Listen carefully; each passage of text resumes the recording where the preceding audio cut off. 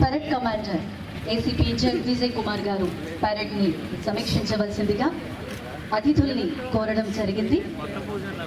వారి కోరిక మేరకు పరేడ్ని వీక్షించడానికి ఎంతో అందంగా అలంకరించిన రథంలో బయలుదేరారు. మరి అత్యంత సుందరంగా అలంకరించిన ఆ రథంపై మరి గౌరవ మంత్రివర్యులు, రాష్ట్ర రెవెన్యూ రిజిస్ట్రేషన్ అండ్ స్టాంప్స్ శాఖ మంత్రివర్యులు, అలాగే జిల్లా కలెక్టర్ మరియు జిల్లా magistrate Shri MN Harindra Prasad IAS గారు, అలాగే జిల్లా కమిషనర్ ఆఫ్ పోలీస్, అలాగే additional district magistrate doctor Shankar Pratap.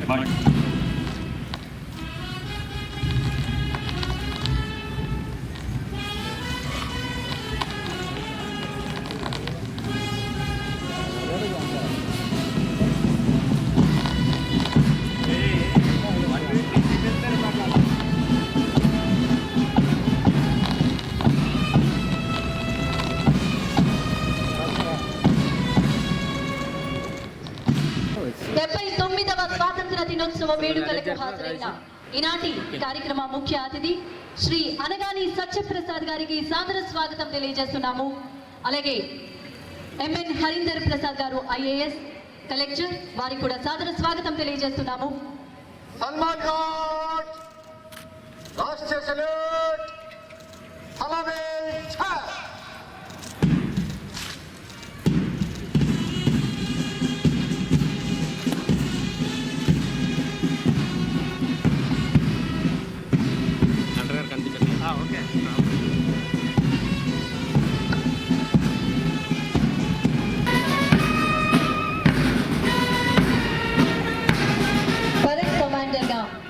Shri Z Vijay Kumar గారు వ్యవహరిస్తున్నారు.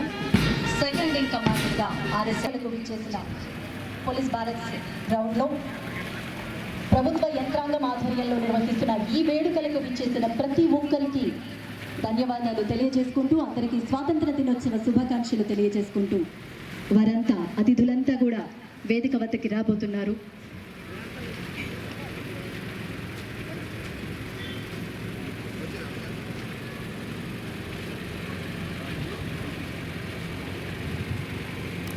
అలాగే ఉండే మువ్వన్నెల జెండాలను ప్రతిరూపంగా భావించే, మువ్వన్నెల జెండాలాగా భావించే బెలూన్స్ ని గాలిలోకి ఎగురవేస్తున్నారు.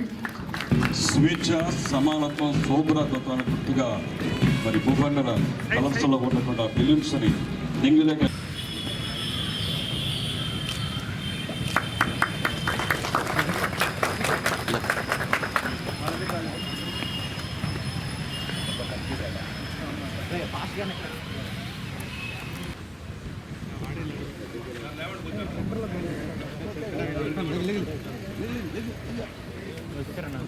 మరియు స్టాంపుల శాఖ మార్చులు గౌరవ మంత్రివర్యులు శ్రీ అనగాని సత్యప్రసాద్ గారిని అందరినీ ఉద్దేశించి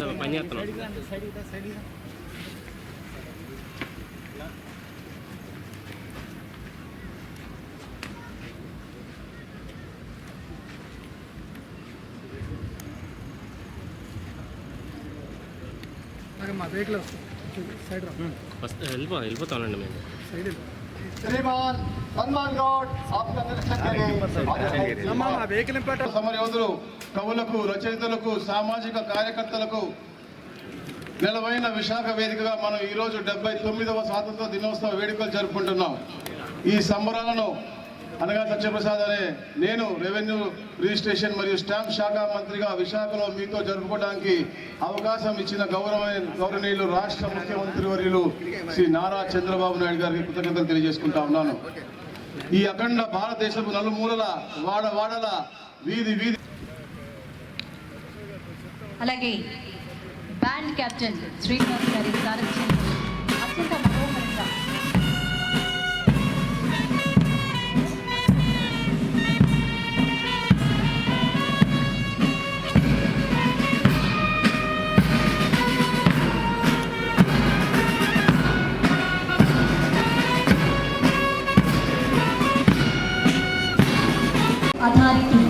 రోజు రోజుకు పెరుగుతున్న పట్టణీకరణకు అనుగుణంగా ఎన్నో అభివృద్ధి పనులు చేపడుతోంది.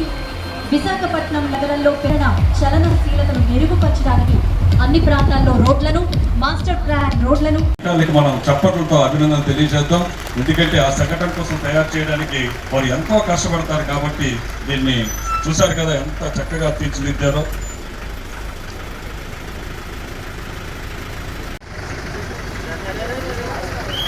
ఒకసారి జీవీఎంసీ శకటానికి మీ అందరి కర్తాలతో అభినందనలు తెలియజేద్దాము. ఎంతో వినూత్న మార్పులు రావాలని మనస్ఫూర్తిగా కోరుకుందాము. తదుపరి మన ముందుకు రాబోతున్నటువంటి సంఘటన ఆంధ్రప్రదేశ్ రాష్ట్ర గృహ నిర్మాణ సంస్థ వారి గృహ నిర్మాణ లక్ష్యం దారిద్ర్య రేఖకు దిగువన ఉన్న కుటుంబాలకు కాలనీల్లో స్థలం కేటాయించి గృహాలు నిర్మించడం, అలాగే 1,39,501 ఇండ్లు మంజూరు, అందులో 49,290 ఇళ్ళు మన జిల్లాలోనే పూర్తి చేయడం జరిగింది.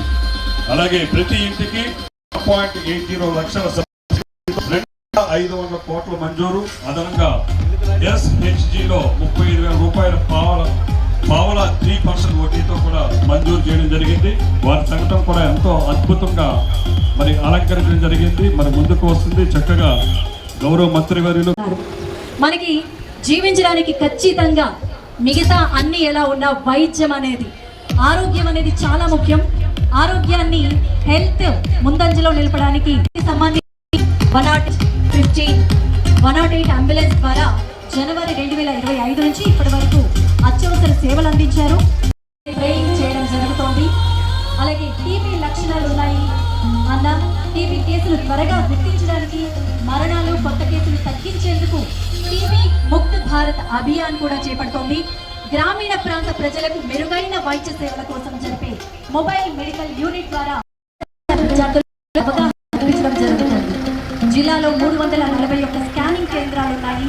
అలాగే అభా ఐడి 14 అంకెల ప్రత్యేక ఐడి, ఇది రోగి వైద్య చరిత్రకు నగదు రహిత చికిత్స అవగాహన కల్పించడం జరుగుతుంది. జిల్లాలో 341 స్కానింగ్ కేంద్రాలు ఉన్నాయి. అలాగే అభా ఐడి 14 అంకెల ప్రత్యేక ఐడి, ఇది రోగి వైద్య చరిత్రకు నగదు రహిత చికిత్స.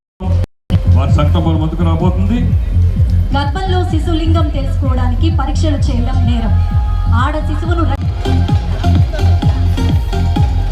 ఈనాటి బాలలే రేపటి భావి భారత పౌరులు అన్నట్టు చిన్నారులు అన్ని రంగాల్లో మంజూరు చేయడం జరిగింది.